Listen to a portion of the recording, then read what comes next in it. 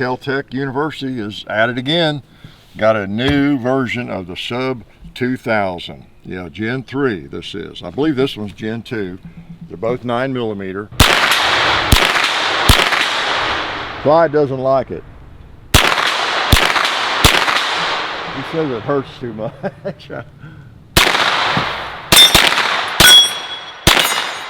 think the gong likes it. Nah, gong didn't like it. All right, we're empty. The bolt didn't stay back. I guess it doesn't stay back, does it? Okay, we'll explore that as we move along. So we're clear. I put the bolt all the way back, and here we go. That's it. It's not a dramatically different animal. Let's see. How do you? Yeah, well, that's not it. It's over here.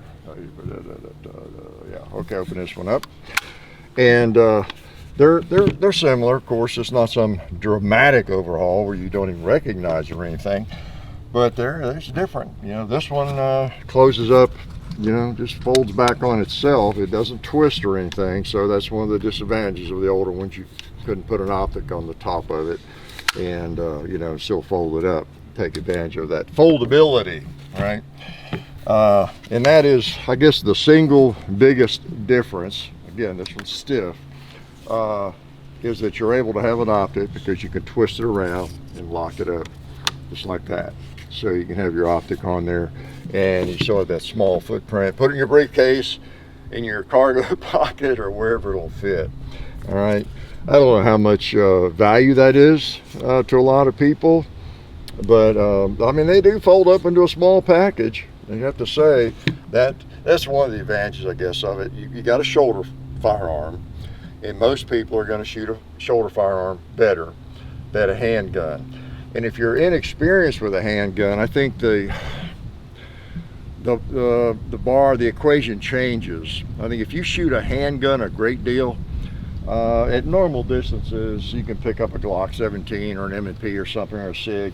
And there's not going to be a tremendous amount of difference in what you can hit at combat distances, whatever that is, right? But if you're someone who hasn't shot a handgun much and you have a hard time hitting the bullseye right there from here on this paper target, then a shoulder firearm makes a huge difference. And even if you're better than that, okay? Almost anybody who has shot, ever touched a gun, could stand here with one of these carbines and pop all these plates. Maybe not fast, but you could bear down on them and hit them. You know, whereas with a handgun, if you're just not very proficient with one, you might shoot a while and not hit one. You know, flinch and all that kind of factor. So it depends on your skill level, I always say, with a carbine. You have the Picatinny rail top and bottom. It's on the side now. What happened? Well, you know, it's actually on the bottom. And let's open her up again. Push this button right here. You got a little bit different, and then you got to twist it around. Now this was new, so I have to kind of snap it hard or it won't lock in. And yeah, your Picatinny rail, top and bottom, full rail, and M-lock on both sides. So man, you are set. You could put 3 toasters and a light and a laser and whatever you want to put on that thing. You could make it a not very handy little folding carbine, couldn't you, in a hurry? So interesting animal. And as that's the biggest difference. Some others, you notice the bolt locks back on either side. You can pull it back and you got the groove cut there, whereas this one is just on one side. So I guess you could say it's ambi. It's more ambi, all right? Plus you got a little bit bigger knob, a little bit more convenient to use. What else? The trigger has been kind of overhauled. It's supposed to have different springs. It's an aluminum trigger. It does feel better than the trigger on that one. I like where it breaks. Better trigger. You got a threaded barrel. They've molded a little, a brass deflector here onto this one. I don't think you have that so much on this one.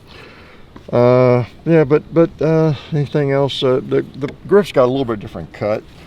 I saw somebody saying it was a good bit shorter, but I don't know, it's really not shorter much. It's just got a cut out there where you can get the mag out. I guess it gets stuck on you a little bit. But it's designed for a Glock 19 mag or 17 or Glock 18 mag, whatever.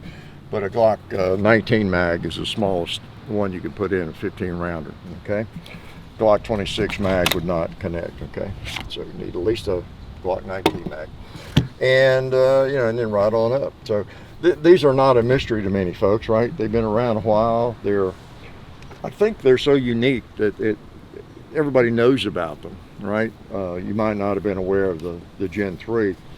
And I've been negligent really in shooting that. You probably haven't even seen me bring it out for a Sunday or anything in the last 5, 6, 7, 8 years. I don't know. It's not because I don't like it or hate it or anything. They seem to work. I had one in 40 caliber. I guess we did a video or two with it, and I got the 9, and they work. They're small for me, of course, because I'm a big ugly guy, and they're just a little ugly gun. But I don't know, they shoulder okay. I don't know, really I should like it better than I do. These are kind of guns that are kind of weird. You feel like you're pointing it at yourself and everything. But again, if that's where the bullet goes, it's pretty safe. It's pretty easy to see whether it's loaded or not, right? And the bolt's back in there, so it ain't gonna fire. If it does, we're in the twilight zone, right? But still, you know, you want to avoid muzzling yourself when you can.